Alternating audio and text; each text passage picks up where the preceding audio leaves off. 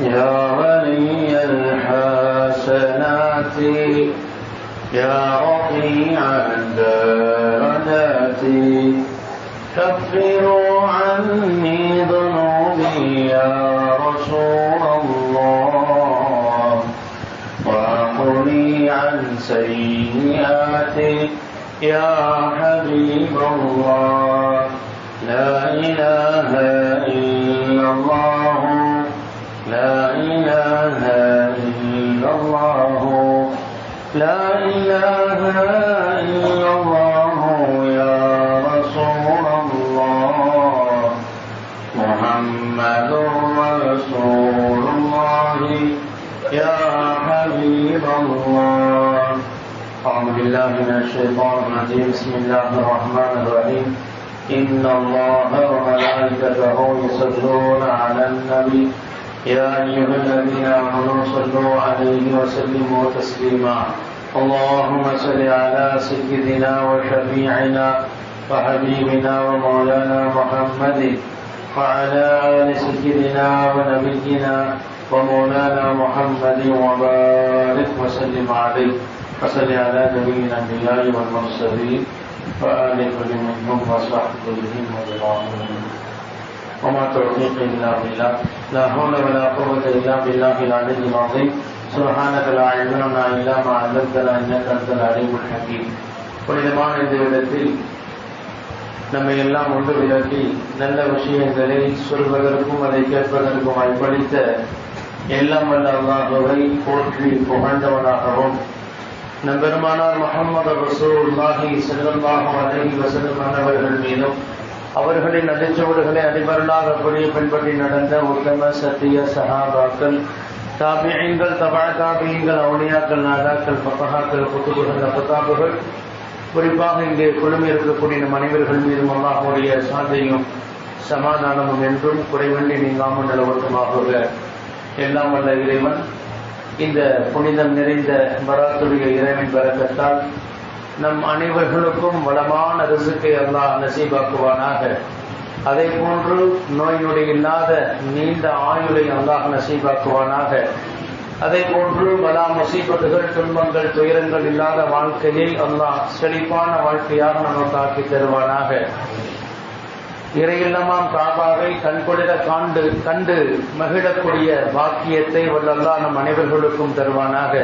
நபிகள் நாயகம் ஸல்லல்லாஹு அலைஹி வஸல்லம் அன்னவர்களுடைய புனித ரௌலா ஷரீஃபை ஜியாரத் செய்யக்கூடிய நசீபை அல்லாஹ் நம் அனைவர்களுக்கும் தருவானாக. உலகம் முழுவதும் இருக்கக்கூடிய முஸ்லிம்களுக்கு அல்லாஹ் பாதுகாப்பை தருவானாக. அன்பு குறித்தவர்களே,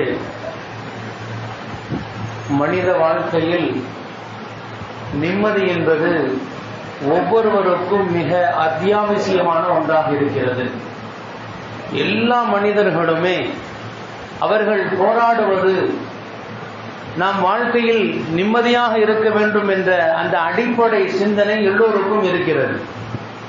நாம் எதை நோக்கி பயணித்துக் கொண்டிருக்கிறோமோ அந்த பயணத்தின் முடிவு நிம்மதியான வாழ்க்கை, நம் குடும்பங்கள் நம் சுற்றுச்சூழல் அனைத்தும் நமக்கு நிம்மதி அளிக்கக்கூடியதாக இருக்க வேண்டும் என்றுதான் எல்லோரும் பிரியப்படுவோம். அந்த நிம்மதியான வாழ்க்கைக்கு 3 அடிப்படை அம்சங்கள் இஸ்லாம் காட்டுகின்றது. ஒன்று, வளமான வாழ்வாதாரம் ஒரு நிம்மதியான வாழ்வுக்கு அடித்தளமாக இருக்கும். ரொம்ப வாழ்வாதாரமே இல்லை, நெளிஞ்சு கிடக்கிறாரு, எந்த விதத்திலும் அவர் வாழ்க்கையுடைய முன்னேற்றத்திற்கு வழியே இல்லை என்று சொன்னால் அவர் வாழ்க்கையில் நிம்மதியே இருக்காது. அதே போன்று நீண்ட ஆயுள், நிறைய செல்வம் இருக்குது, அதை அனுபவிப்பதற்கு ஆயுள் இல்லை என்று சொன்னாலும் அந்த வாழ்க்கை நிம்மதி என்று சொல்ல முடியாது. அதே போன்று நீண்ட ஆயுள் இருக்கிறது, வளமான வாழ்வாதாரம் இருக்கிறது, ஆனால் நோய் நொடிகள், சிரமங்கள், கஷ்டங்கள், துயரங்கள் சூழ்ந்த ஒரு வாழ்க்கை இருந்தாலும் அதுவும் அவருக்கு நிம்மதி அளிக்காது. எனவேதான் நமது முன்னோர்கள் அழகிய வழிமுறையை கற்றுத்தந்தார்கள். அல்லாஹ் ஜல்ல ஷானஹு வ தஆலா கேளுங்கள் தருகிறேன் என்று சொல்லக்கூடிய இந்த இரவின் துவக்கமே 3 யாசீன்களை ஓதக்கூடிய நசீபை அல்லாஹ் நமக்கு கொடுத்தான். அந்த 3 யாசீன்களின் வழியாக அல்லாஹ்விடத்திலே வாழ்வாதாரத்தை கேட்டோம், அதே போன்று நீண்ட ஆயுளை கேட்டோம். அந்த நீண்ட ஆயுள் ஆரோக்கியமாக வலா முசீபத்துகள் இல்லாமல், துன்பங்கள் துயரங்கள் இல்லாமல் இருக்க வேண்டும் என்று அல்லாஹ்விடத்தில் கேட்டோம். அல்லாஹ் நமக்கு அத்தனை பாக்கியங்களையும் தந்தருள் வாழிப்பானாக. அன்புக்குரியவர்கள், நாம் இருக்கக்கூடிய இந்த இரவு இருக்கிறது, இந்த இரவுக்கு நிறைய பெயர்கள் சொல்லப்படுகிறது. லைலத்துல் ரஹ்மா, லைலத்துல் முபாரக்கா, லைலத்துல் சக்கி, லைலத்துல் பராஆ என்று நிறைய பெயர்கள் இருக்குது. ரஹமத், அல்லாஹ்வுடைய அருள்வளம் இறங்கக்கூடிய இரவு என்று சொல்லுவார்கள். விதி நிர்ணயிக்கப்பட்ட இரவு என்று சொல்லுவார்கள். அதே போன்று நரகத்தில் இருந்த நரகவாதிகள் விடுதலை செய்யக்கூடிய இரவு என்று நிறைய பெயர்கள் இருந்தாலும், இன்றைய பராத்துடைய இந்த நிகழ்விலே நாம் குறிப்பாக தெரிய வர வேண்டிய செய்தி என்னவென்று சொன்னால், லைலத்துல் முஸ்தஜாபா, நமது பிரார்த்தனைகள் அங்கீகரிக்கப்படக்கூடிய இரவு என்பதை நாம் இந்த நேரத்திலே கவனமாக இந்த விஷயத்தை புரிந்து இந்த இரவை அல்லாஹ்விடத்திலே பிரார்த்தனை செய்வதற்காக வேண்டி பயன்படுத்திக் கொள்ள வேண்டும். நபிகள் நாயகம் ஸல்லல்லாஹு அலைஹி வஸல்லம் சொன்னாங்க, இதா கானத் லைலத்துன் நிஸ்ஃபி மின் ஷஅபான், ஷஅபானுடைய 15வது இரவு, அதாவது இப்ப நம்ம இருக்கக்கூடிய இந்த இரவு, இந்த இரவு நீங்கள் அடைந்தால் ஃபக்கூமு லைலஹா, இந்த இரவிலே நின்று வணங்குங்கள், இந்த இரவு முழுவதுமே இபாதத்து செய்யுங்கள், சூமு நஹாரஹா, அடுத்த நாள் பகலில் நோன்பு வையுங்கள் என்று சொன்னார்கள். அந்த ஹதீஸின் தொடர் இப்படி வருகிறது, ஃபஇன்னல்லாஹ யன்ஸிலு ஃபீஹா லிகுரூபி ஷம்ஸி இலா ஸமாஇ துன்யா, மக்ரிபுடைய நேரம், சூரியன் மறையக்கூடிய அந்த நேரத்தில் இருந்து சூரியன் உதிக்கக்கூடிய அந்த நேரம் வரை அல்லாஹ் முதல் வானத்திலே இறங்கி விடுகின்றான். அல்லாஹ் முதல் வானத்திலே வந்து அவனுடைய அடியார்களிடத்திலே பேசுகின்றான். இப்பொழுது அல்லாஹ் பேசிக் கொண்டுதான் இருக்கிறான், நம்மிடத்தில் வேண்டிக் கொண்டுதான் இருக்கிறான். அலா மின் முஸ்தக்ஃபிரின் ஃபக்ஃபிரலா, யாராவது என்கிட்ட பாவ மன்னிப்பு தேடக்கூடியவர்கள் இருக்கிறீர்களா? உங்க பாவத்தை நான் மன்னிக்கிறேன்ப்பா. யாராவது வாழ்வாதாரத்தை தேடக்கூடிய இருக்கிறீர்களா? உங்கள் வாழ்வாதாரத்தை நிரப்பமாக தருகிறேன். யாராவது பலா முசீபத்துகளை விட்டு, இதற்காக வேண்டிதான் 3 யாசின் ஓதுறோம், இந்த ஹதீஸை அடிப்படையாக வைத்து தான் ஓதுகிறோம். அல்லாஹ் கேட்டுக்கொண்டே இருக்கிறான். அலா கதா அலா கதா, அந்த ஹதீஸ் இப்படி வருகிறது, என்ன வேண்டுமானாலும் கேளுங்கள், நான் தருவதற்கு தயாராக இருக்கிறேன். இப்படி அல்லாஹ் ஃபஜ்ருடைய அந்த நேரம் உதயமாகும் வரை அல்லாஹு ஜல்ல ஷானுஹு தஆலா முதல் வானத்தில் இருந்து கொண்டு நம்மிடத்தில் பேசிக்கொண்டே கேட்டுக்கொண்டே இருக்கிறான். கேளுங்கள், தருகிறேன். நீங்கள் எதை கேட்டாலும் உங்களுக்கு தரக்கூடிய இரவு தான் இந்த இரவு. ஹதீஸ்ல வருது, ஹம்சு லயாலின், 5 இரவுகளை நபிகள் நாயகம் அடையாளப்படுத்துவாங்க. குறிப்பாக 5 இரவுகள் துஆக்கள் அங்கீகரிக்கப்படக்கூடிய இரவு. ஒன்று ஜும்மாவுடைய இரவு, வியாழக்கிழமை நைட்டு. ஜும்மாவுடைய இரவுன்னு சொன்னா வியாழக்கிழமை மக்ரிபுக்கு பிறகு, வெள்ளிக்கிழமை இரவுன்னு சொல்லுவோம். அந்த ஜும்மாவுடைய இரவு துஆக்கள் அங்கீகரிக்கப்படும். 2வது அவ்வளவு லைலத்து மின் ரஜப், ரஜபுடைய மாசத்தில் முதல் இரவு. 3வது இந்த லைலத்துல் பராஆ என்று சொல்லக்கூடிய இன்றைய இரவு அல்லாஹ் துஆக்கள் அங்கீகரிக்கக்கூடிய இரவு என்று நபிகள் நாயகம் அறிமுகப்படுத்துவாங்க. அதே போன்று 2 பெருநாளுடைய இரவு, அந்த இரவுகள் அல்லாஹ் துஆ கேட்டால் அங்கீகரிப்பான் என்று நபிகள் நாயகம் துஆக்கள் அங்கீகரிக்கக்கூடிய இரவுகளை நமக்கு வகைப்படுத்தி தர்றாங்க. இப்படிப்பட்ட ஒரு சூழல்ல இந்த நபிகள் நாயகத்துடைய அறிவிப்பு இருக்கக்கூடிய இந்த சமயத்திலும் இன்றைய நாள் சில பள்ளிவாசல்களில் பராத்துடைய நிகழ்வை ஒதுக்கி வைக்கக்கூடிய சூழலும் இந்த உலகத்தில் இருக்கத்தான் செய்கிறது.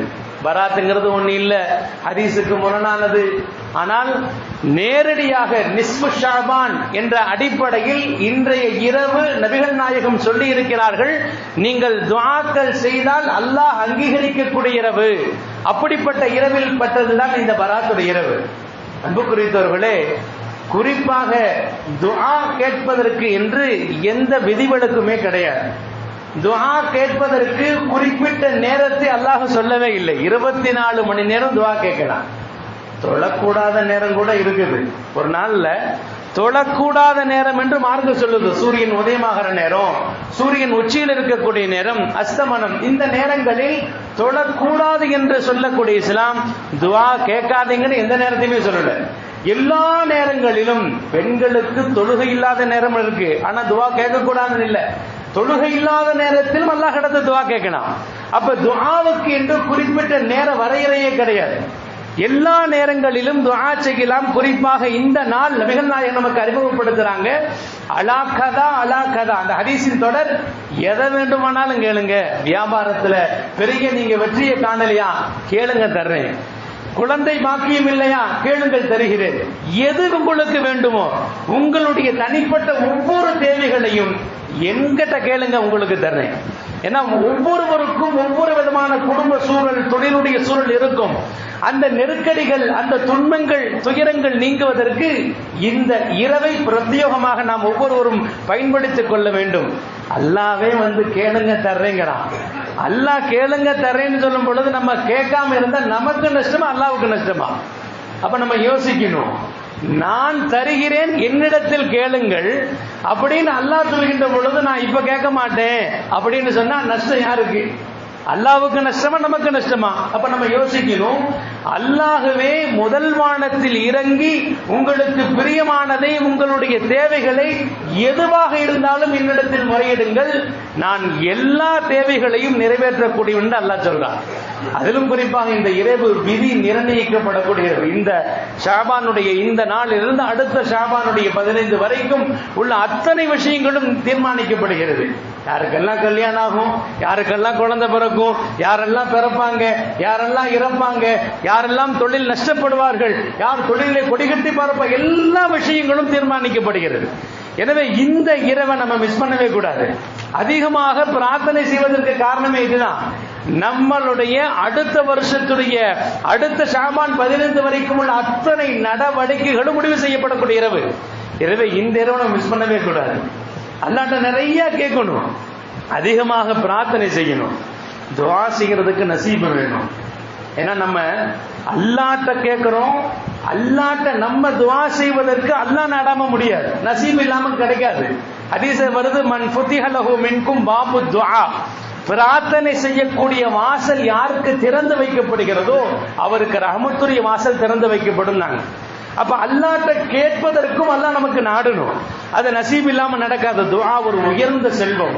துஆ அல்லாஹ்விடத்தில் பிரார்த்தனை செய்வது என்பது பல ஆண்டுகளாக கிடக்கக்கூடிய பிரச்சனை ஒரு துஆல அல்லாஹ் தீர்த்து வச்சிருவான்.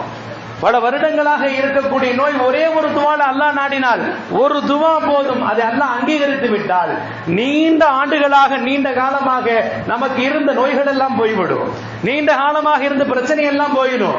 அப்ப துஆவுடைய பின்னணி அது மிகப்பெரிய ஆயுதம், வலிமையான ஆயுதம் என்பதை இஸ்லாம் நமக்கு உணர்த்தி தருகிறது. அன்பானவர்களே, ஷைத்தான் பெரும்பாலும் துஆ மேல அவநம்பிக்கை தான் நமக்கு கொடுத்துட்டே இருப்பான்.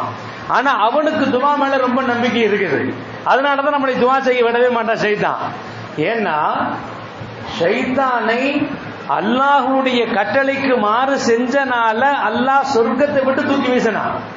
சொர்க்கத்தை விட்டு அல்லாஹ் தூக்கி வீசுறான்னா அந்த வீசும் பொழுது அல்லாஹ் சொல்றான், லஅனதி, என்னுடைய சாபம் மேல இருக்குன்னு சொல்லி தான் அனுப்புறான். அப்ப அல்லாஹ் எவ்வளவு கோபமா இருப்பான் ஷைத்தான் மேல, இப்லீஸ் மேல அல்லாஹ் கோபமா தானே இருக்கிறான்.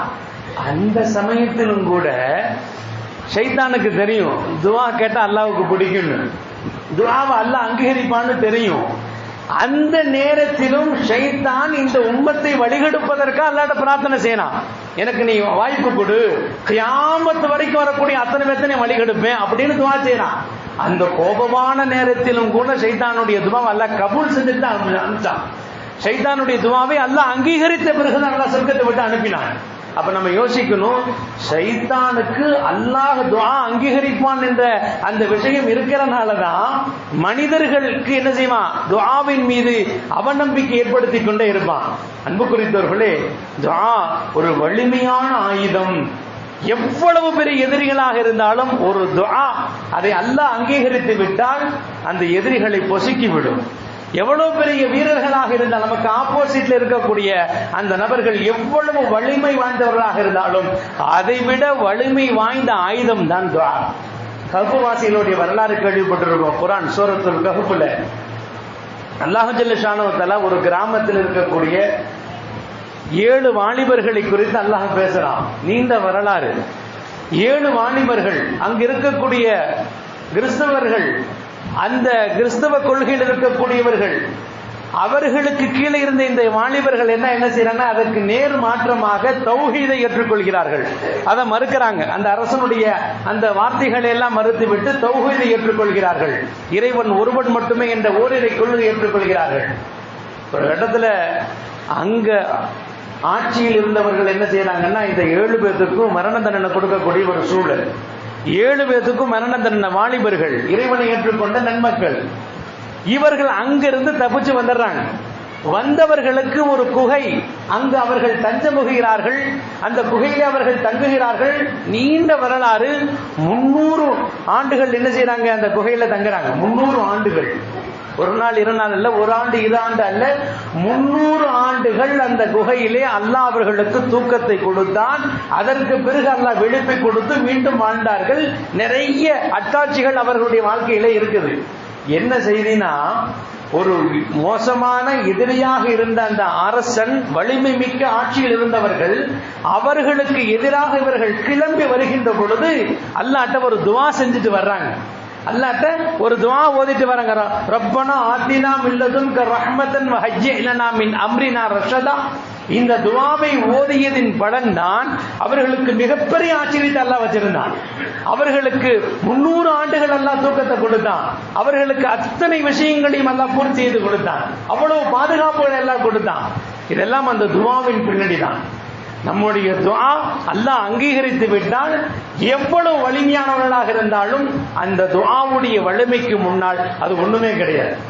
அதே போன்று எவ்வளவு பெரிய இக்கட்டான சூழல் வந்தாலும் சரி, அல்லாஹ்விடத்தில் நாம் துஆ செய்கின்ற பொழுது நிர்பந்தமான, இக்கட்டான, நெருக்கடியான சூழலிலும் நம்முடைய துஆ அல்லாஹ் அங்கீகரித்தால் அந்த நிர்பந்தம், இக்கட்டான சூழலை அல்லாஹ் அகற்றி விடுவார். ஆயிஷா ரலியல்லாஹு அன்ஹா அவங்கள்ட்ட ஒரு பணிப்பெண் இருந்தாங்க. அந்த பெண்ணு வாயிலிருந்து ஒரு பாட்டு பாடிக்கிட்டே இருப்பாங்க. எப்ப பார்த்தாலும் 2 கவிதைகளை, வரிகளை பாடிக்கொண்டே இருப்பார்கள். வயோமல் விஷாஹி மின் தஆஜிபி ரப்பனா இல்லா அன்னஹு மின் பல்தத்தில் குஃப்ரி அன்ஜானி. இந்த 2 வரிய அதிகமா சொல்லிக்கிட்டே இருப்பாங்க. ஒரு நாள் ஆயிஷா அம்மா கேட்கறாங்க, என்னம்மா எப்ப பார்த்தாலும் இதுவே சொல்லிட்டு இருக்கிறீங்க? அதுக்கு என்ன அர்த்தம்னா, கழுத்துல நெக்லஸ் போடுவாங்க, நகை. அந்த கழுத்தில் போட்டு இருக்கக்கூடிய அந்த நெக்லஸ் துளைந்த நாள், அந்த பாட்டுடைய அர்த்தம், துளைந்த நாள் அல்லாஹ் பல அற்புதங்களை நிகழ்த்தி காட்டினான். பல இறைவனை மறுக்கக்கூடிய பல மக்கள் இருக்கின்ற பொழுது அல்லாஹ் என்னை காப்பாற்றினான். இதுதான் அது அர்த்தம். அந்த அம்மா விளக்கம் கேட்கிறாங்க. ஆயிஷா ரலியல்லாஹு அன்ஹா நமது அம்மையார் விளக்கம் கேட்கிறாங்க. அந்த பெண்மணி சொல்கிறார்கள், நான் ஆரம்ப காலத்திலே ஒரு வீட்டிலே வேலையாளாக பணி செய்து கொண்டிருக்கின்ற பொழுது அந்த வீட்டு சிறுமி குளிக்க செல்கின்ற பொழுது கழுத்தில் போட்டிருந்த அந்த நெக்லஸை வெளியே கழட்டி வச்சுட்டு போனாங்க. அப்படி போகும் பொழுது அந்த பெண், அந்த குழந்தை, சின்ன பிள்ளை குளிச்சுட்டு வெளியே வருகின்ற பொழுது அந்த நெக்லஸை காணோம். நான் அந்த வீட்டில் பணி செய்யக்கூடிய ஒரு வேலையாள். காணாம போனனால அந்த வீட்டில் இருந்தவர்கள் எல்லாம் என் மேல சந்தேகப்பட்டாங்க. என் மேல் சந்தேகப்பட்டு ஒரு கட்டத்தில் என்னை பரிசோதனை செய்ய ஆரம்பிச்சாங்க. அந்த பரிசோதனையின் எல்லை இப்படியானது, என்னை உடல் முழுவதும் பரிசோதிக்க வேண்டும் என்ற ஒரு நிர்பந்தமான சூழ்நிலை தள்ளப்பட்டேன். அப்பொழுது அல்லாஹ்ட்ட நான் துஆ செஞ்சேன், யா அல்லாஹ், இந்த மோசமான இந்த குஃபார்கள், காபிர்களை விட்டு என்னை பாதுகாத்துரு, இந்த ஒரு சூழலை விட்டு என்னை பாதுகாத்துரு என்ற இந்த நிர்பந்தமான, நெருக்கடியான சூழல்ல ரப்பே, உன்னை விட்டால் எனக்கு யாருமே இல்லை அப்படின்னு கையை தூக்கிட்டேன். அல்லாஹ் என்னை பாதுகாத்தான். எப்படின்னா, அந்த சிறுமி அணிந்திருந்த அந்த நெக்லஸ், அது ஒரு கழுகு. அந்த நெக்லஸ் உடைய அந்த வார் இருக்குதே, ஒரு செக்கச்செவேர்னு ஒரு வார், அது கறி இறைச்சி நடிச்சு தூக்கிட்டு போயிருச்சு. இந்த பெண்மணி துஆ செய்த பிறகு எந்த கழுகு அந்த நெக்லஸ் தூக்கிட்டு போச்சு, அதை ரிட்டர்ன் வந்து கொடுத்து அந்த இடத்துல போட்டுருச்சு. அப்ப அந்த பெண்மணி அங்க பாதுகாக்கப்படுறாங்க. அந்த பாதுகாக்கப்பட்ட நாளிலிருந்து இன்று வரைக்கும் நான் இறைவன் எனக்கு செய்த அந்த அற்புதத்தை பாடிக்கொண்டே இருக்கிறேன் என்று ஆயிஷா அம்மையார்ட்ட அந்த அடிமை பெண் சொல்லுவாங்க. என்ன செய்தினா, நிர்கதியான, நிர்பந்தமான ஒரு சூழல், ஒரு மோசமான சூழல், உடல் முழுவதும் பரிசோதனை செய்ய வேண்டும், ஒரு பெண்மணியை செய்ய வேண்டும் என்று எவ்வளவு ஒரு இக்கட்டான ஒரு சூழல். அந்த இடத்துல அந்த அம்மா அல்லாஹ்வை நம்பினாங்க, அல்லாஹ்ட்ட கையேந்தினாங்க. அல்லாஹ் என்ன செஞ்சான்? அவர்களுக்கு உதவி செய்தான். அன்பு குறித்தவர்களே, அல்லாஹ்விடத்தில் தான் நமது தேவைகளை முறையிட வேண்டும். அல்லாஹ்விடத்தில் குறிப்பாக நம்மள்ட்ட ரொம்ப பேர்கிட்ட என்னன்னா, நிறைய துஆ செஞ்சுட்டு தான் இருக்கிறேன், ஒன்னும் அல்லாஹ் ஏத்துக்கிற மாதிரி தெரியலையே, எவ்வளவோ துஆ செஞ்சுட்டேன். ரொம்ப பேர் புலம்பக்கூடிய ஒரு சூழல் இருக்கத்தான் செய்யுது. அல்லாஹ்ட்ட கேட்காத துஆ இல்ல, கஷ்டம் இருந்துகிட்டு தான் இருக்குது. அதுக்கு நபி ஸல்லல்லாஹு அலைஹி வஸல்லம் சொன்னாங்க, சில அடியார்கள் அல்லாஹ்ட்ட கேட்டுக்கிட்டே இருப்பாங்க, கேட்டா கொடுக்கணும், அது அல்லாஹ்வுடைய கடமை. ஒரு அடியான் கேட்கின்ற பொழுது அந்த அடியானுக்கு படைத்தவன் கொடுக்க வேண்டும். ஆனால் சில நேரங்களில் கொடுக்காம தாமதமாகுது.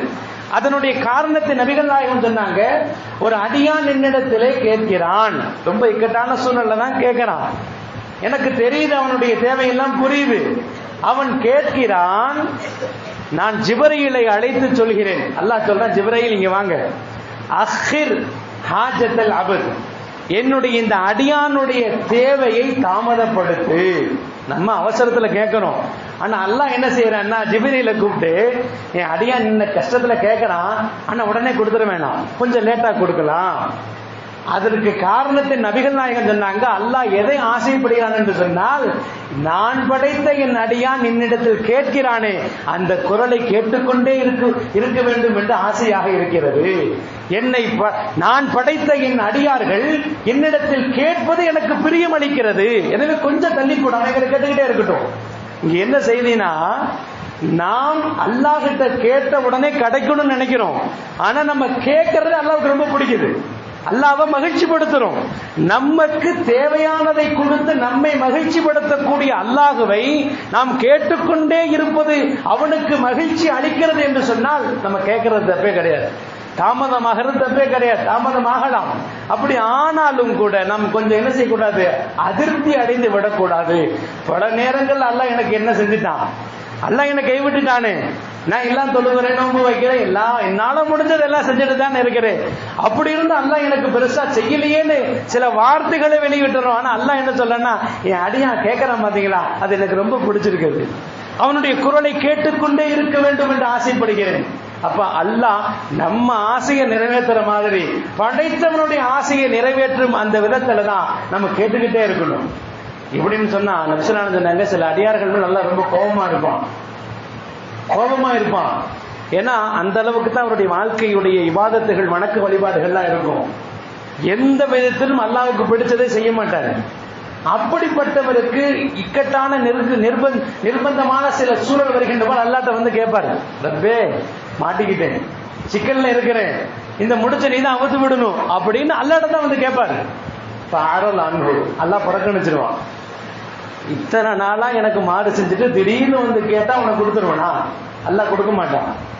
ரெண்டாவது தடவை அந்த அடியான் கேட்பான், ரப்பே வேற வழியே இல்லை, நீ தான் எனக்கு கொடுத்தாங்கணும், அப்பயும் அல்லாஹ் புறக்கணிச்சிருவான். அந்த அடியானின் மீது அல்லாஹ் கோபத்தில் இருக்கான்னு அர்த்தம். மூன்றாவது முறையும் அல்லாஹ்ட்ட கேட்பான், அல்லாஹ் புறக்கணிச்சிருவான்.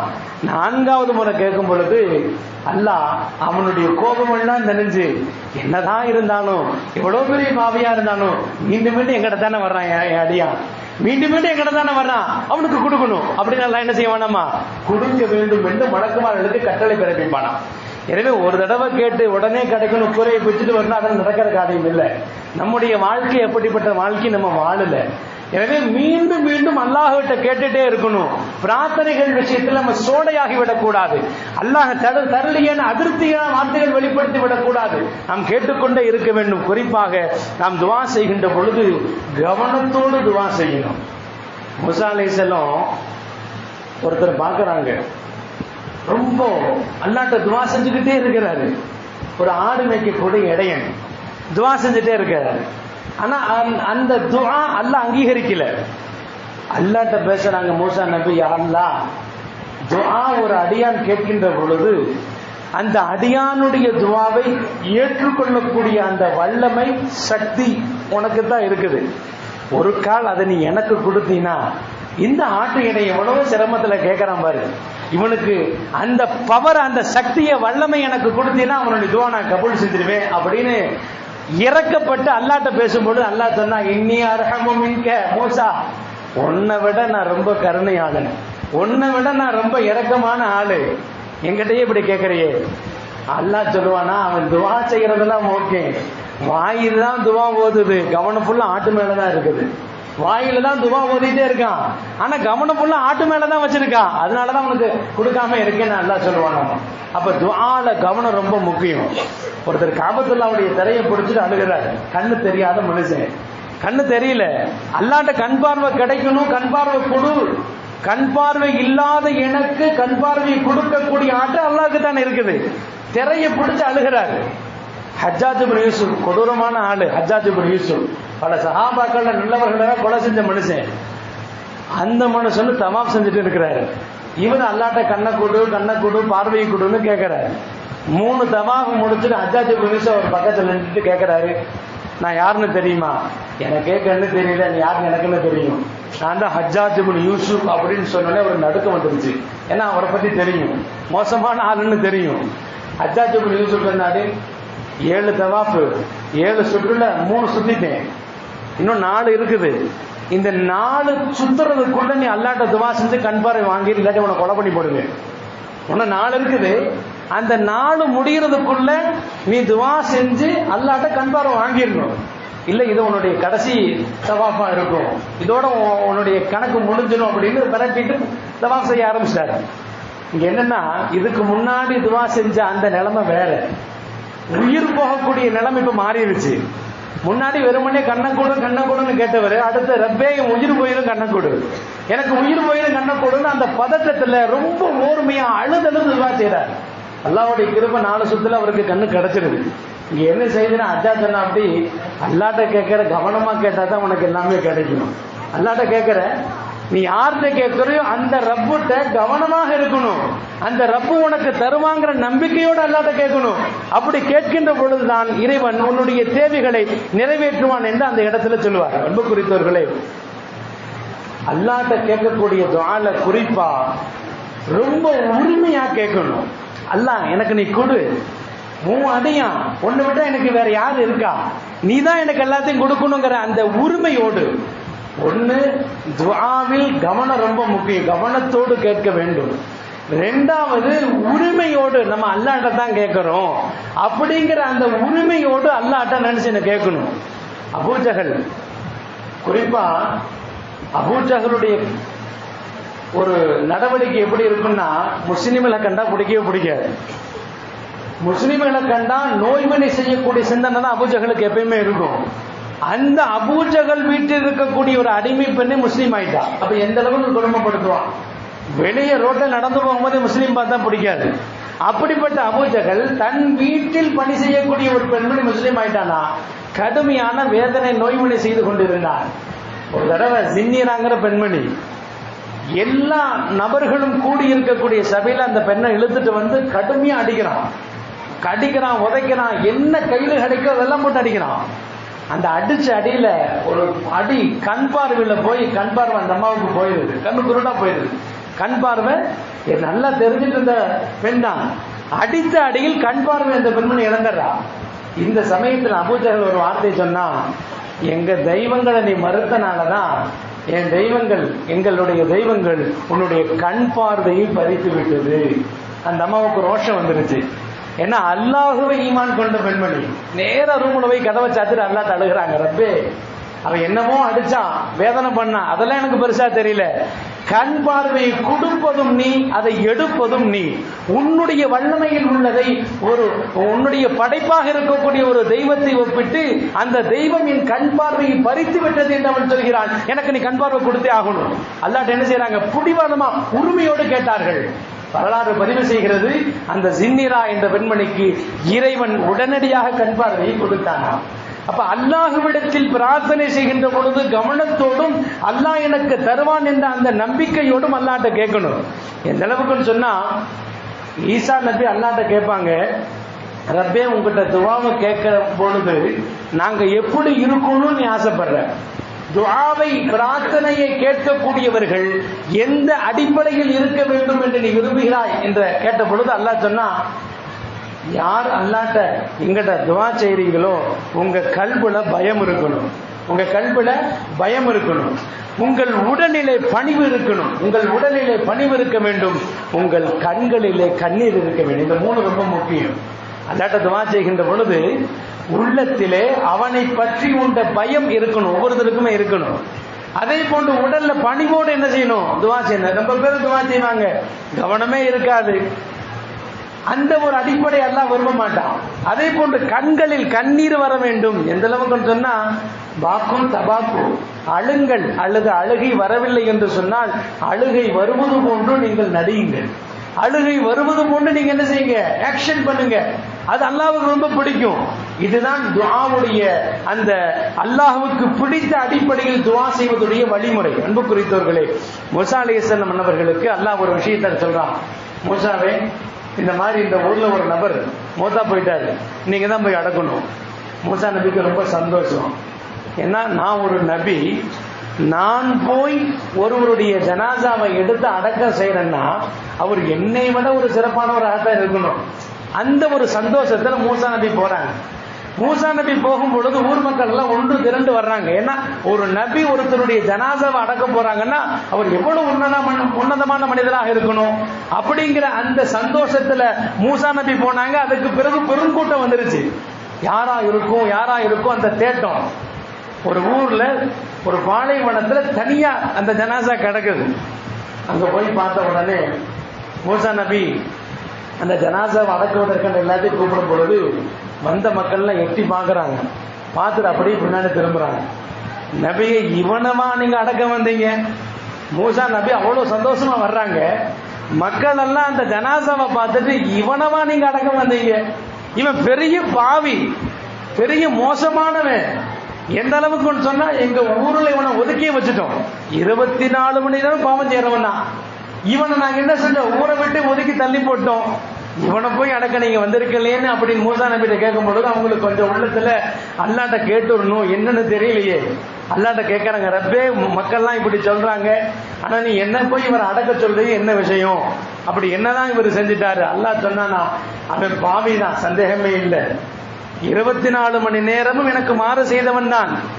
ஆனா அவனுடைய மரண நேரத்தில் ஒரே ஒரு துஆ, ஒரே ஒரு வார்த்தையை சொன்னான். அது ரொம்ப எனக்கு பிடிச்சிருச்சு. அந்த ஒரே ஒரு வார்த்தை தான் நபியை நீங்க அவனுக்கு இறுதி சடங்கு செய்யறதுக்கு காரணமே. அப்ப அல்லாஹ்ட்ட மூசா நபி கேட்டாங்க, அப்படி என்னதான் சொன்னான்? உன்னை சந்தோஷப்படுத்திய அந்த வார்த்தை என்ன? அப்ப அல்லாஹ் சொன்னா, எல்லாரும் அவனை ஒதுக்கிட்டாங்க, வேற வழியே இல்லை, தனிமையில தான் இருக்கிறான். அவனுடைய உயிர் பிரியக்கூடிய அந்த தருணத்திலே அங்க இங்கேயும் தேடி பார்க்கறான், யாராவது இருப்பாங்களா, காப்பாற்றுவாங்களான்னு. யாரும் இல்லை. என்ன செய்தான்? யாருமே இல்லை, வேற வழியே இல்லைன்னு வானத்தை பார்த்து கையை உயர்த்தி என்னிட துஆ செய்ய ஆரம்பிச்சுட்டான். ரப்பே, என்னை நீ மன்னித்தால் உன்னுடைய கண்ணியம் குறைந்து விடாது. என்னை நீ மன்னித்தால் உன்னுடைய கண்ணியம் குறைந்து விட போவதும் இல்லை. அதே போன்று என்னை தண்டித்தால் உன் கண்ணியம் கூட போவதும் இல்லை. அல்லாஹ்ட்ட துஆ செய்யறான். என்ன மன்னிக்கிறனால உன் கண்ணியம் குறைஞ்சு போகாது, என்ன தண்டிக்கிறனால உன் கண்ணியம் கூடி போகாது. எனக்கு உன்னை விட்ட வேற யாருமே இல்லை. பொதுவா அல்லாஹ்க்கு ரொம்ப பிடிச்சது என்னங்களா, உன்னை விட்டா எனக்கு யாருமே இல்லைன்னு சரணடையணும். ரப்பிட்ட என்ன செய்யணும்? சரண் அடைவதுதான் அல்லாஹ்க்கு ரொம்ப பிடிக்கும். அல்லாஹ் சொன்னா, இந்த வார்த்தை எனக்கு ரொம்ப பிடிச்சிச்சு. ஒரு கால் இந்த அடியான் இந்த வார்த்தைக்கு பிறகு உலகத்தில் உள்ள அத்தனை முஃமின்கள் யாரெல்லாம் பாவங்கள் செய்தார்களோ அந்த பாவிகளுடைய பாவங்களையும் மன்னிக்க வேண்டும் என்று அவன் சேர்த்து ஒரு வார்த்தையை சொல்லியிருந்தா எல்லாத்தையும் நான் மன்னிச்சிருப்பேன். ஏன்னா இந்த ஒரு வார்த்தை எனக்கு ரொம்ப பிடிச்சிச்சு. எங்கிட்ட சரண் அடைஞ்சிட்டான். ரப்பே, உன்னை விட்டா எனக்கு யாருமே இல்லை அப்படிங்கிற அந்த ஒரு வார்த்தை, அவன் அவ்வளவு பெரிய பாவியாக இருந்தாலும் அந்த ஒரு துஆ அவனுடைய வாழ்க்கையை புரட்டி போட்டுச்சு. ஒரு நபி அந்த மனிதனுடைய ஜனாசாவை அடக்கம் செய்யக்கூடிய அளவுக்கு ஒரு சிறப்பான ஒரு மனிதராக மௌத்து அந்த துஆ கொண்டு வந்து விட்டது. அன்பு குறித்தவர்களே, அல்லாஹ்விடத்தில் நாம் பிரார்த்தனை செய்வது, குறிப்பாக இந்த இரவுகளை பயன்படுத்தி அல்லாஹ்கிட்ட நம்ம என்ன செய்யணும்? அதிகமாக பிரார்த்தனை செய்யணும். அன்பு குறித்தவர்களே, துஆவை வாழ்க்கையின் முதல் கட்டமாக நம்ம வைக்கணும். நம்ம என்னைக்குமே கடைசி ஆப்ஷன் தான் துஆ வச்சிருப்போம். ஏதாவது தேவைன்னா என்ன செய்யலாம், எங்க போலாம், யார்கிட்ட கேட்கலாம், யாரை அணுகலாம், அந்த சிந்தனை தான் ஓடும். எல்லாம் கைவிரிச்சிட்டாங்கன்னா அப்போ வந்து ரப்பே உன்னை விட்டா எனக்கு யார் இருக்கா அப்படின்னு கடைசியாகத்தான் அல்லாஹ்வை கொண்டு வருவோம். நம்ம எந்த ஒரு சூழல் வந்தாலும் முதல் கட்டமாக துஆவை முன்னாடி வைக்கவே மாட்டோம். ஆனா அல்லாஹ்வுக்கு பிடிச்சது துஆ, பிரார்த்தனை.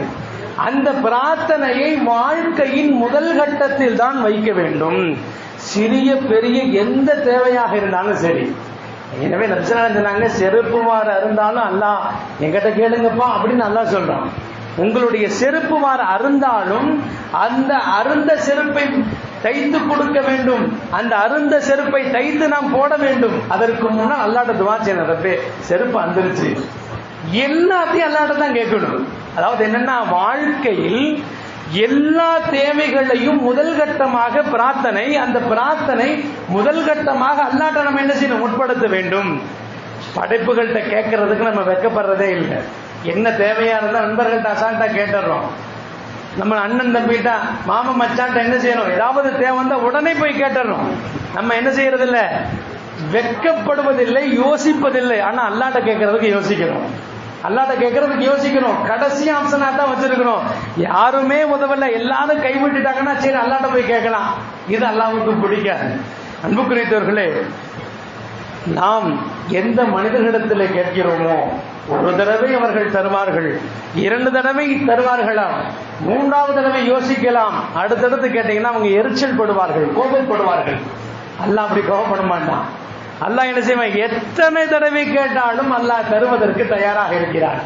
இன்னும் சொல்ல போனால், எவ்வளவு நெருக்கமான உறவாக இருந்தாலும் எல்லா நேரங்களையும் நம்ம போய் கேட்க முடியாது. திடீர் நைட்டு 1 மணிக்கு ரொம்ப அவசரமான தேவை வந்துருச்சு, கதவு தட்டி பாருங்களேன், எவ்வளவு கோபப்படுவாங்க.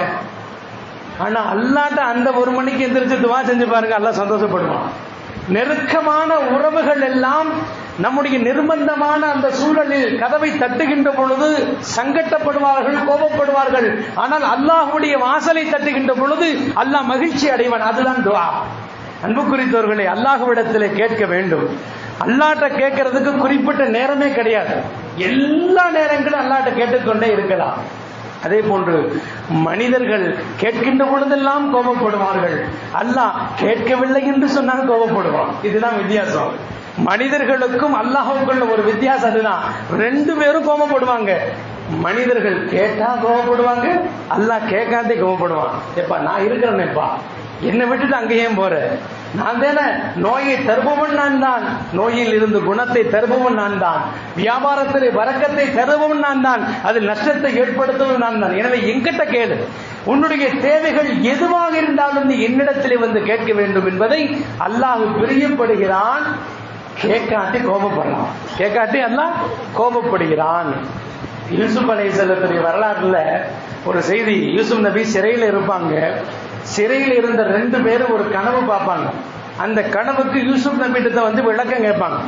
அதுல ஒரு விளக்கம் என்ன சொல்லுவாங்கன்னா, ஒருத்தட்ட நீ சீக்கிரம் விடுதலை ஆயிடுவ, அரசருக்கு பழச்சாறு பொழிந்து கொடுக்கக்கூடிய மதுவை ஊற்றி கொடுக்கக்கூடிய பணியில நீ இருப்ப அப்படின்னு விளக்கத்தை சொல்றாங்க. அதே போன்று அவன் விடுதலை ஆகின்றான். விடுதலையான அந்த சமயத்துல யூசுப் நபி ஒரு வார்த்தை அந்த நபர்கிட்ட சொல்லி விடுறாங்க, ஏப்பா ஜெயில இத்தனை வருஷமா கிடக்கிறேன், உன் எஜமான்ட்ட போய் சொல்லுப்பா, ஒரு நிரபராதி ஜெயில கிடக்கிறேன், ஒரு நிரபராதி ஜெயில கிடக்கிறேன், உன் எஜமான்ட்ட போய் என்னை பற்றி உள்ள செய்தியை போய் சொல்லு அப்படின்னு சொல்லி அனுப்புறாங்க. இவங்க சொல்லி அனுப்பின உடனே அல்லாஹ் ஜிப்ரீல் அனுப்பிச்சிட்டான். ஜிப்ரீல் அல்லாஹ் இறக்கிட்டான். ஜிப்ரீல் வந்து யூசுப் நபியிடம் சில வார்த்தைகளை கேட்கிறாங்க. யூசுப் நபியே, உங்கள் சகோதரர்கள் எல்லாம் உங்களை கொலை செய்ய வேண்டும் என்று திட்டம் தீட்டுகின்ற பொழுது உங்கள் சகோதரர்களை விட்டு உங்களை காப்பாற்றியது யார்? அல்லாஹ் அப்படிங்கிறாங்க. 2வது, உங்கள் சகோதரர்கள் எல்லாம் உங்களை கிணத்திலே தள்ளிவிட்ட பொழுது அந்த கிணத்திலிருந்து உங்களை காப்பாற்றியது யார்? அல்லாஹ் அப்படிங்கிறாங்க. அதே போன்று ஒரு பெண் தவறான உறவுக்காக வேண்டி உங்களை அழைத்த பொழுது அதிலிருந்து உங்களை காப்பாற்றியது யார்? அல்லாஹ்ங்கிறாங்க.